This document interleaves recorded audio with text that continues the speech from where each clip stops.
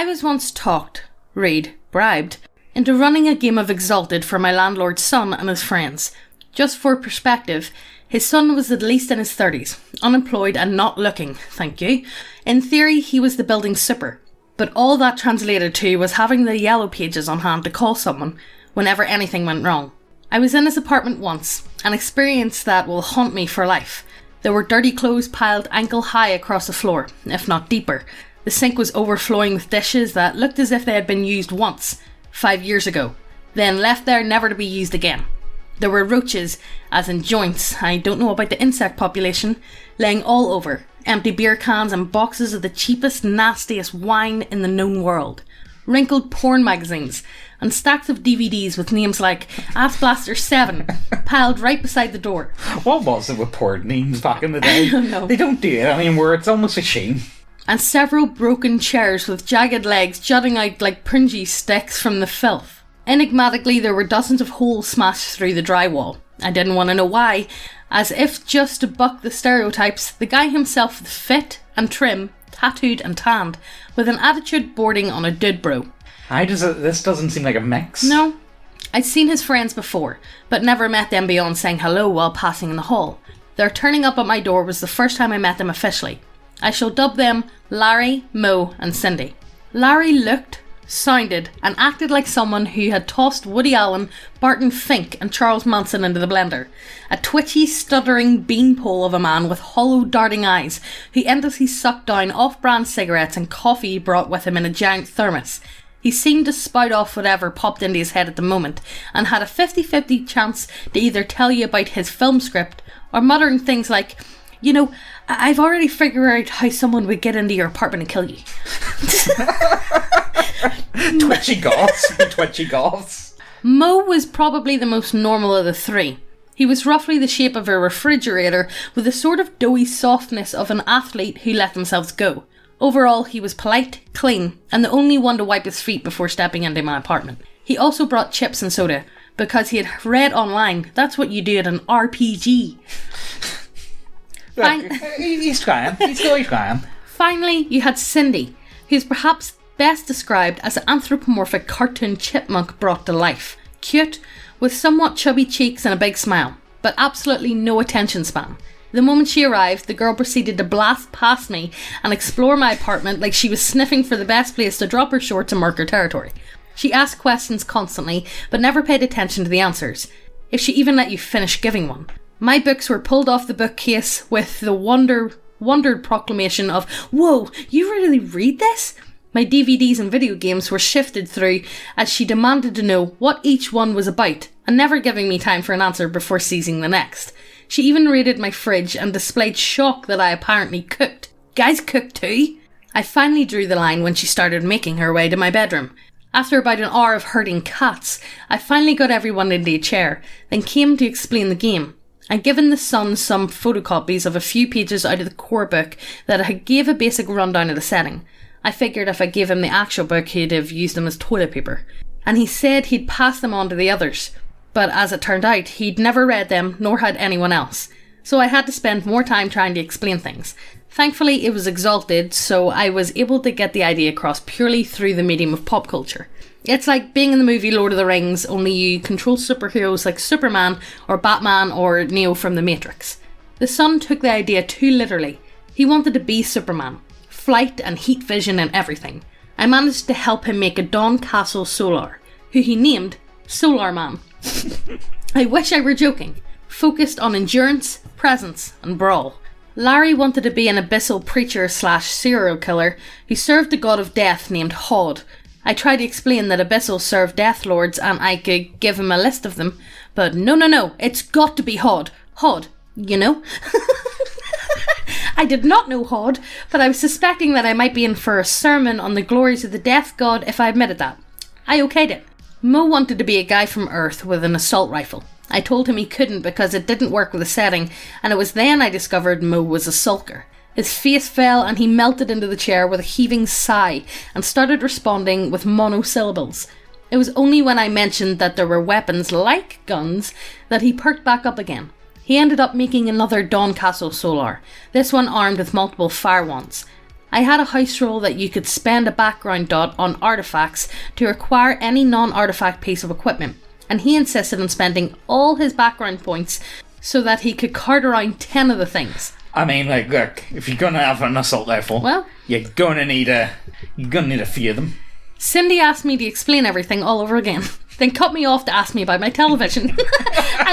I ended up just making the sheet for her, casting her as a standard invincible sword princess because it required the least amount of work. The game began as I set the stage for them. They were a circle of exalts called by the pull of destiny to the city of Nexus, finding themselves in a coincidental meeting in a market street outside the Blue Lotus tea shop. Confusion spread instantly and we took another break as I explained to them, again, how the game worked and that they needed to describe their characters' words and actions. The Sun. Never fear, citizens, Solar Man is here. Me. Roll your charisma and presence +1. Plus, what? How do I do that? Another pause as dice mechanics are again explained. The Sun rolls a handful of dice and does fairly well. Me. The people on the street are initially shocked by Solar so openly unveiling himself in the streets of Nexus, but swayed by your charm, they begin to gather to hear what you have to say. I'm going to fight for truth, justice, and the exalted way. Larry. While they're all listening to him, I find a street urchin and lure him into the alleyway where I can slit his belly button open and divine the destiny's plan with his entrails. Me. What? What do you have to roll? Nothing, you can't do that. I'm a servant of Hod. Death unveils all secrets to me. You at least need an occult score, which you don't have, and a merit to even try that. Hod grants those to me. No, he doesn't. Can I shoot the Solar Man? You'd shoot me, bro? Just to show how badass you are. Oh, yeah, go for it. Me. Wait, guys, fire ones do a lot of damage, and you don't have any armor. Mo. Oh, the Sun. Solar Man can take it. Fire that shit. Mo. Can I? Me. I don't think... Cindy. Hey, can I borrow some of your DVDs? Me. What? Sorry, could we focus on... Mo. Sound of rolling dice. Hey, I got a bunch of 10s. That's good, right? Me. Normally, but I really don't think... The Sun. Solar Man puts his hands on his hips and rises into the air as he takes the gunshot. Me. That's not a gun. It's like a flamethrower. The Sun. Really? That's cool. Me. Yeah, but... Larry. I eat the urchin's body to hide the evidence and gain his power. Me. Huh? Mo. Sound of dice rolling. More 10s. Me. That is a lot of damage. You just killed Solar Man. Dead! Mo. Oh god, I'm so sorry. Me. It's okay. We'll fudge this one time. You shot so well that you were able to make it look like the flames hit Solar Man without actually touching him. The crowd is awed. The Sun. But I can die that easy? I thought I was a superhero. Me. He shot you with a flamethrower. You're not invincible, just really strong. The Sun. Can we start over? I want a flamethrower too. Mo. Why do I fuck everything up? Cindy. Why am I watching any of this? Me. Yes. Cindy. Okay. Roll some dice. Me. What are you rolling? Cindy. You tell me. I don't really know what's going on. The Sun. Maybe she's gonna do like a stripper dance. Cindy. Haha. Yeah. Right in the street. Larry. You know, the police don't put any real effort into finding dead hookers or strippers. Me. How lovely. By this point, Mo was sullenly whimpering apologies and calling himself a fuck-up and binge-drinking the soda he had brought. Cindy had wandered away from the table completely to dig through more of my DVDs. Larry was taking notes, which I would learn shortly were elaborate plans for poisoning the city's entire water supply and ritually murdering the other PCs for the glory of Hod. I decided to let the Sun get what he wanted and we spent some time reworking his character. But the game was pretty much over by that time we finished turning him into a near clone of Mo's character. Larry had stepped outside to smoke and then vanished, possibly to find a street urchin to murder so he could commune with Hod. I like to think this is in-game. Yeah. This is IRL. No, this is IRL.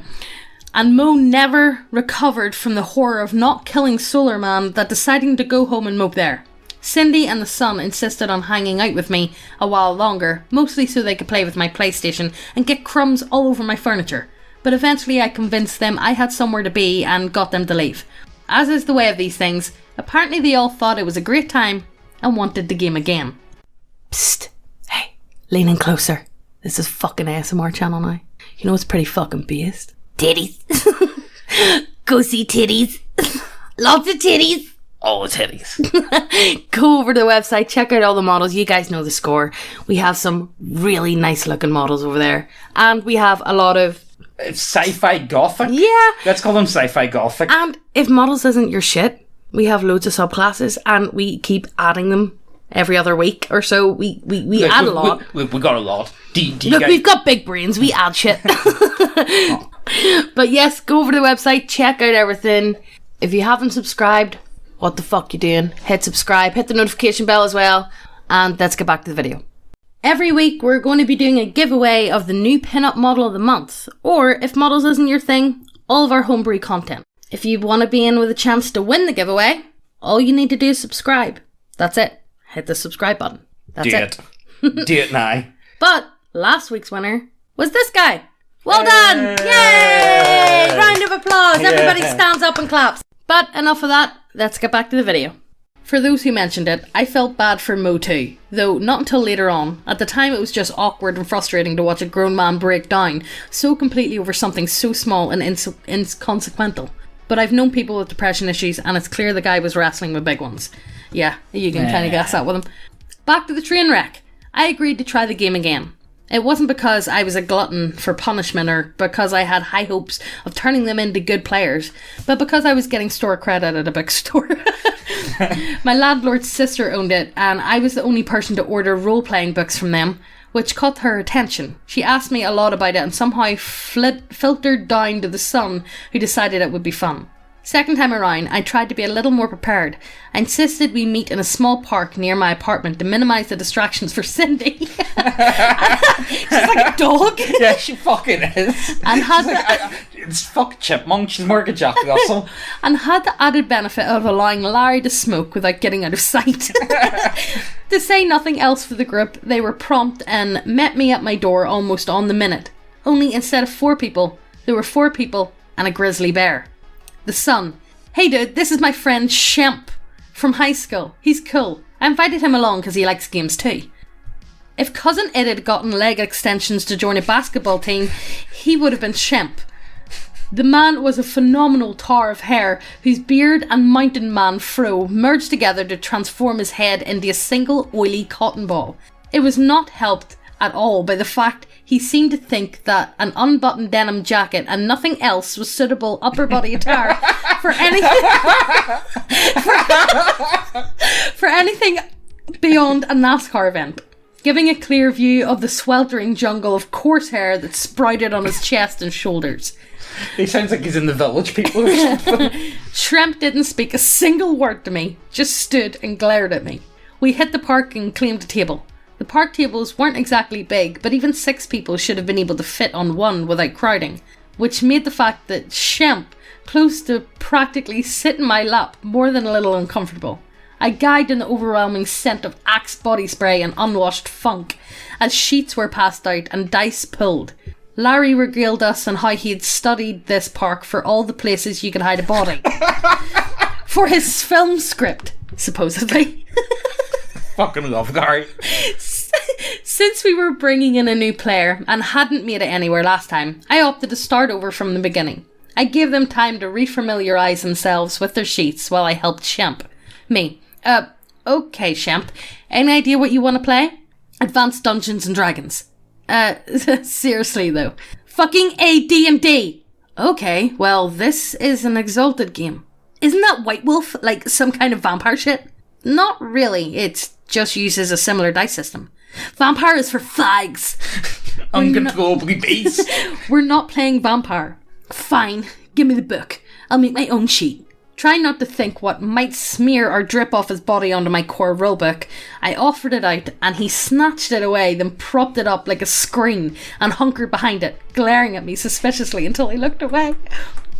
I left him to it and turned to the others. The son and Mo, who were playing virtually identical characters now, had hit upon the idea of playing twins. Now they were coming up with a backstory which basically boiled down to the plot of Double Dragon, and Billy and Jimmy Lee were from the family of gunsmiths. I gave them bonus points for creativity and suggested they take a teamwork speciality, which only encouraged them to try to make an even more elaborate backstory for more points. Larry legitimately surprised me and somewhat horrified me. He had actually paid attention to some of the things I had said last time and reworked his sheet, abandoning some needless ability dots in things like ride to pick up a cult. He also got the alternate divination merit that would, in fact, allow him to attempt to read fate in the dissected guts of starving, big-eyed street children. Cindy had taken out an iPhone and was watching videos. Foiled. I let her be. I was being... Oh, sweet. It sounds like... You know what it is? It reminds me of like a child. It's like, here, go watch some Cookie Malls. Yeah. I was being patient, waiting for Shemp, whose greasy fro loomed like the Death Star over the top of my book.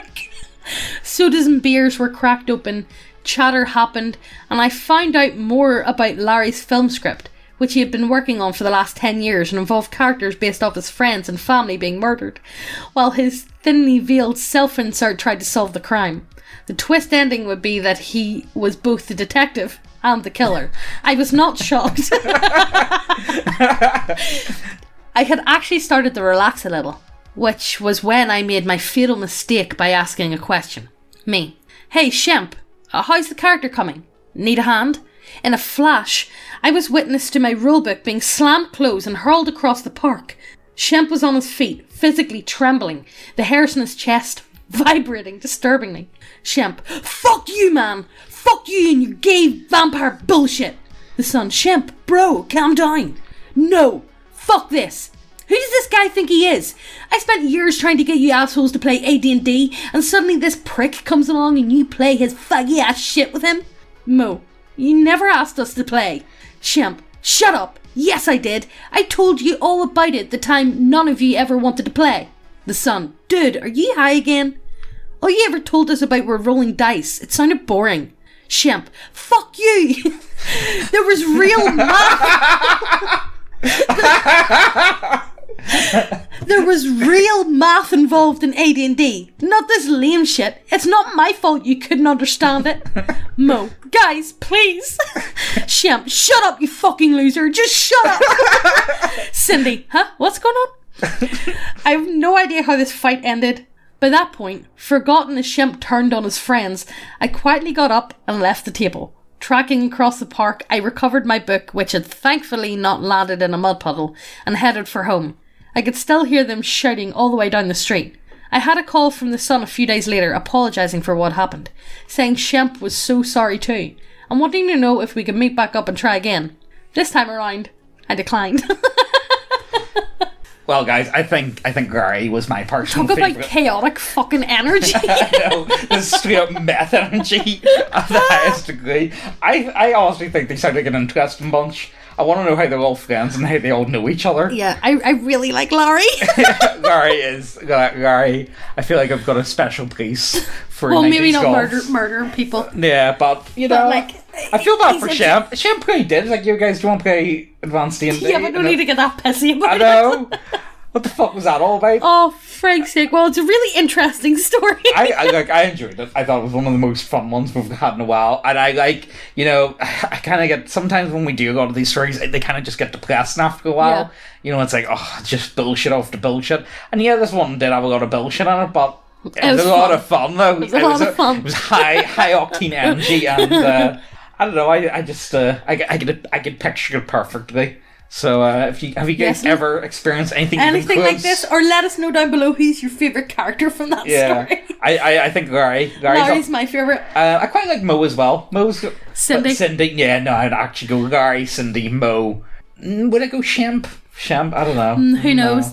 But let us know down below. And while you're down there, check out the links to the website for the models and subclasses, all that good shit, and hit subscribe and hit the notification bell so you get notified every time we post a video. And we'll see you in the next one. Bye!